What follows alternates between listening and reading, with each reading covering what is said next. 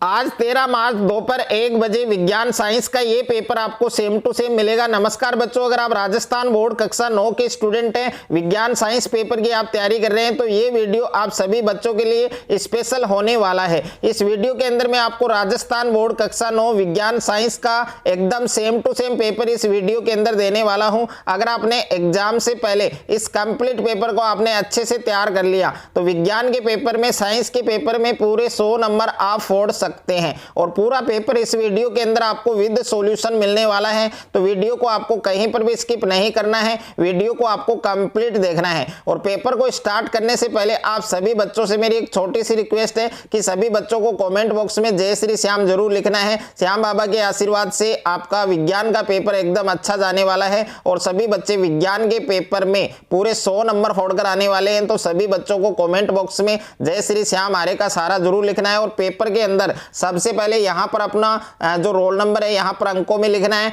और यहां पर अपना रोल नंबर आपको शब्दों में लिखना है। और पेपर में कुल 45 क्वेश्चन आपको दिए गए हैं। जो समय है, टाइम है, वो आपको 3 घंटे 15 मिनट मिलेंगे। 3 घंटे 15 मिनट में विज्ञान का ये पूरा पेपर आपको करना है। और विज्ञान का पेपर 100 नंबर का आने वाला है। अगर आप भी आज विज्ञान के पेपर में पूरे 100 नंबर अगर आपको लाने हैं, पूरे 100 नंबर अगर आपको फोड़ने हैं, तो ये पूरा पेपर आपको अच्छे से याद करना है। कक्षा 9वीं वार्षिक परीक्षा एनुअल एग्जामिनेशन 2025-26 का ये पेपर है। आपके विज्ञान का पेपर है, साइंस का पेपर है। पेपर का कोड आप देख सकते हैं 905, ये आपके साइंस पेपर का कोड है। और यहाँ पर पेपर का QR कोड दे रखा है और सीरियल नंबर और पेपर का कोड आप देख सकते हैं। सामान्य अनुदेश आपको दिए गए हैं कि परीक्षार्थी प्रश्न पत्र के पहले पृष्ठ पर अपना अनुक्रमांक है, रोल नंबर है, वो अवश्य लिखें और प्रत्येक प्रश्न के सामने उसका अंक बार अंकित है। तो यहाँ पर आपको निर्देश दे रखा है कि प्रश्न 1 से 28 एक एक नंबर का है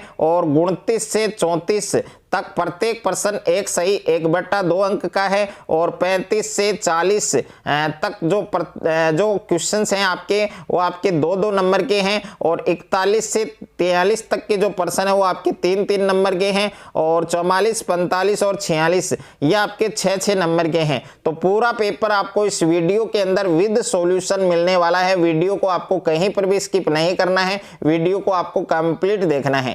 पेपर के अंदर सबसे पहले आप देख सकते हैं प्रश्न संख्या 1 आपको दिया गया है, 25 डिग्री सेल्सियस का केल्विन में मान क्या होगा। यानी 25 डिग्री सेल्सियस का केल्विन में आपको मान बताना है। तो ए ऑप्शन में दे रखा है आपके 288 केल्विन और बी ऑप्शन में दे रखा है 298 केल्विन और सी ऑप्शन में दे रखा है 300 केल्विन और डी ऑप्शन में दे रखा है 273 केल्विन। तो इस प्रश्न का सही उत्तर आपके ऑप्शन नंबर बी होगा। यानी 25 डिग्री सेल्सियस है, उसका केल्विन में मान कितना होगा, 298 केल्विन। तो इस क्वेश्चन का करेक्ट आंसर, सही उत्तर आपके बी ऑप्शन होगा। उसके बाद में देखिए दूसरा प्रश्न आपको पूछा गया है कि 0 डिग्री सेल्सियस पर जल की भौतिक अवस्था क्या होगी। 0 डिग्री सेल्सियस पर जल की आपको भौतिक अवस्था बतानी है। तो ए ऑप्शन में है ठोस और बी ऑप्शन में है द्रव्य, सी ऑप्शन में है गैस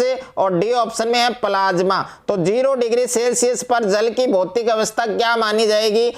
तो इस प्रश्न का सही उत्तर प्यारे बच्चों आपके ठोस होगा, यानी सॉलिड माना जाएगा। तो ए वाला जो ऑप्शन है वो आपका करेक्ट आंसर है। उसके बाद में देखिए नेक्स्ट है आपके प्रश्न संख्या 3 आपको दिया गया है कि इमल्सन का उदाहरण है। तो इमल्सन का उदाहरण आपको बताना है। ए ऑप्शन में है स्पंज और बी ऑप्शन में है दूध और सी ऑप्शन में है जेली और डी ऑप्शन में है पनीर। तो इमल्सन का उदाहरण क्या होगा, इमल्सन का उदाहरण होगा प्यारे बच्चों आपके दूध। तो इस प्रश्न का सही उत्तर क्या माना जाएगा, दूध माना जाएगा। यानी बी वाला जो ऑप्शन है वो आपका करेक्ट आंसर होगा। उसके बाद में नेक्स्ट है आपके 4 नंबर प्रश्न आपको दिया गया है कि ऑक्सीजन के क्वथनांक का मान क्या है। तो ऑक्सीजन के क्वथनांक का मान क्या है। ए ऑप्शन में दे रखा है -283 डिग्री सेल्सियस और बी ऑप्शन में दे रखा है -163 डिग्री सेल्सियस और सी ऑप्शन में है -173 डिग्री सेल्सियस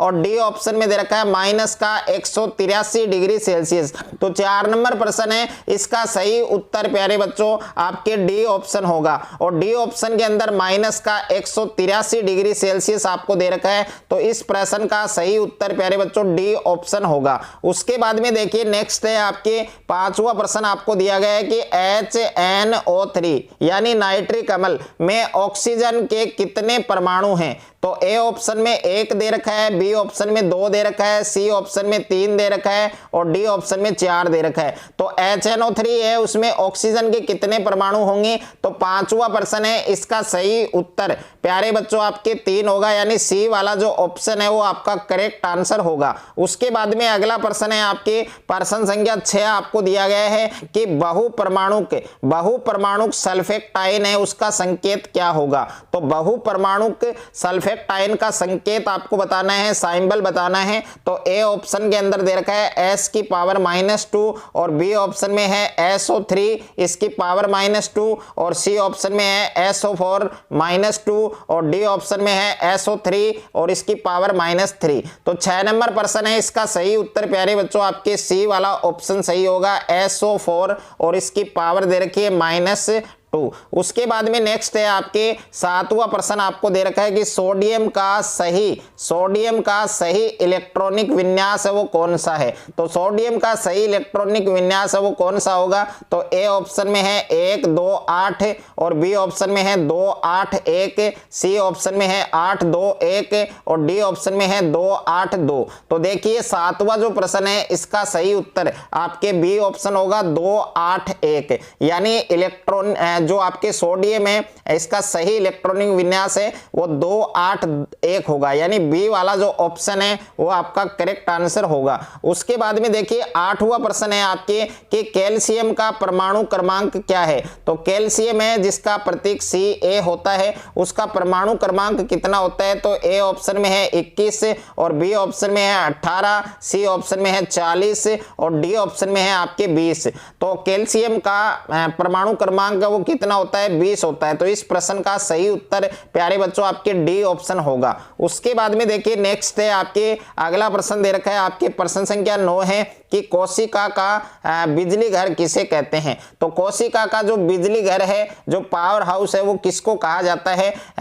ए ऑप्शन के अंदर है माइटोकॉन्ड्रिया और बी ऑप्शन के अंदर है आपके लाइसोसोम और सी ऑप्शन में है राइबोसोम और डी ऑप्शन में है केंद्रक। तो कोशिका का बिजली घर किसको कहा जाता है, माइटोकॉन्ड्रिया को कहा जाता है। कोशिका का शक्ति ग्रह माइटोकॉन्ड्रिया को कहा जाता है। तो ए वाला जो ऑप्शन है वो आपका करेक्ट आंसर होगा। उसके बाद में प्रश्न संख्या 10 आपको दे रखा है कि डीएनए के क्रियात्मक खंड को क्या कहा जाता है। तो डीएनए के क्रियात्मक खंड है उसको क्या कहा जाता है। ए ऑप्शन के अंदर है आपके गुणसूत्र, बी ऑप्शन के अंदर है आपके सेंट्रोमियर और सी ऑप्शन में है आपके जीन और डी ऑप्शन में है आपके केंद्रक। तो डीएनए के क्रियात्मक खंड को जीन कहा जाता है। तो इस प्रश्न का सही उत्तर प्यारे बच्चों आपके सी ऑप्शन होगा। उसके बाद में देखिए रिक्त स्थानों की आपको पूर्ति करनी है। तो प्रश्न संख्या 11 के अंदर दे रखा है आपको कि जीवधारियों में हेतु नई कोशिकाएं बनती हैं। तो 11 नंबर जो रिक्त स्थान है इसमें आएगा बच्चों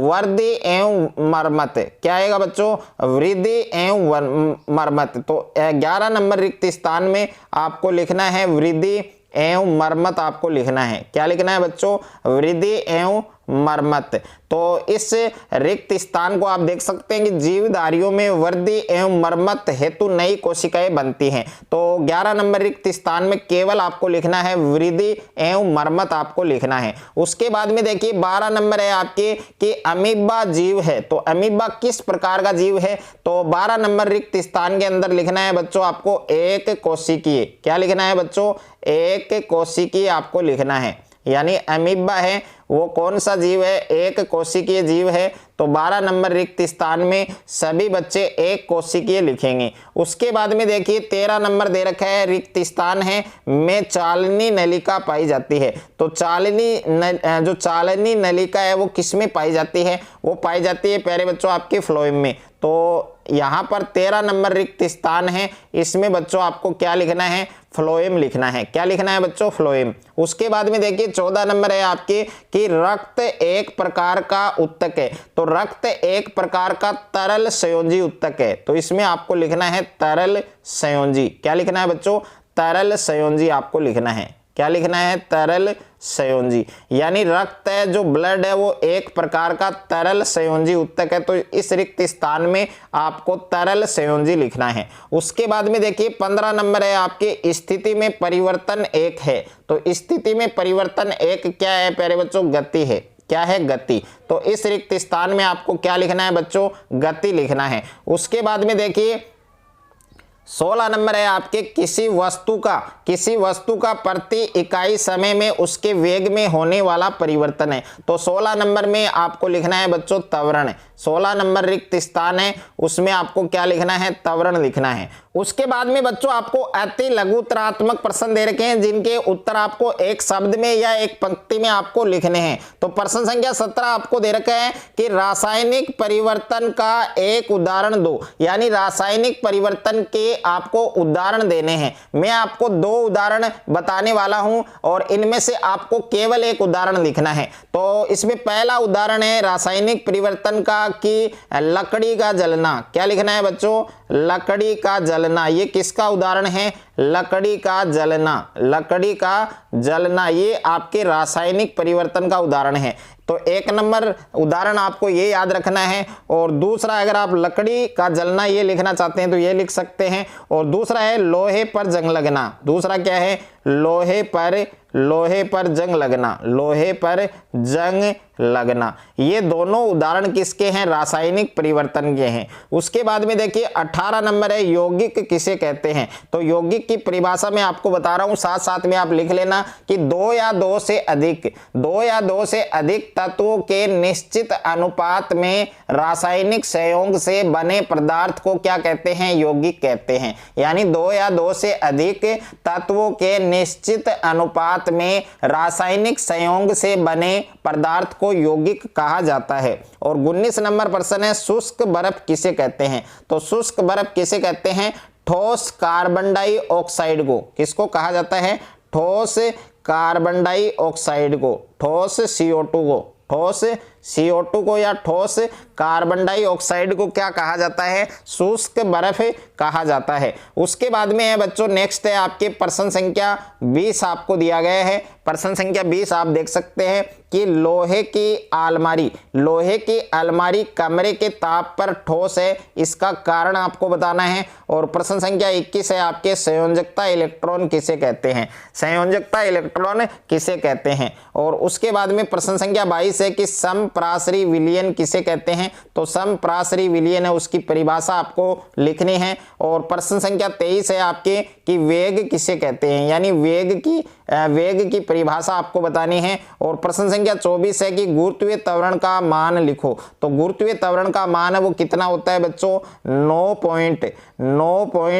9.8 मीटर प्रति सेकंड स्क्वायर। 9.8 मीटर प्रति सेकंड स्क्वायर ये मान किसका होता है? गुरुत्वीय त्वरण का मान होता है, जिसको हम G से डिनोट करते हैं, G से दर्शाते हैं। उसके बाद में देखिए 25 नंबर प्रश्न दे रखा है कि गलनांक को परिभाषित करो। तो गलनांक की जो परिभाषा है वो आपको लिखनी है। उसके बाद में प्रश्न संख्या 26 आपको दे रखा है कि टिंक्चर आयोडीन है, इसमें विलेय कौन है। तो टिंक्चर आयोडीन है, इसमें विलेय कौन है बच्चों? आयोडीन है। इसमें विलेय कौन है? आयोडीन। तो इसका उत्तर होगा आपके आयोडीन। उसके बाद में देखिए नेक्स्ट है आपके प्रश्न संख्या 27 है कि हाइड्रोजन के समस्थानिकों के नाम। तो हाइड्रोजन के 3 समस्थानिक हैं, उन तीनों समस्थानिकों के नाम आपको लिखने हैं। और प्रश्न संख्या 28 आपको दे रखा है कि समस्थानिकों के 3 उपयोग लिखो। तो समस्थानिकों के 3 उपयोग हैं वो आपको लिखने हैं। और उसके बाद में प्रश्न संख्या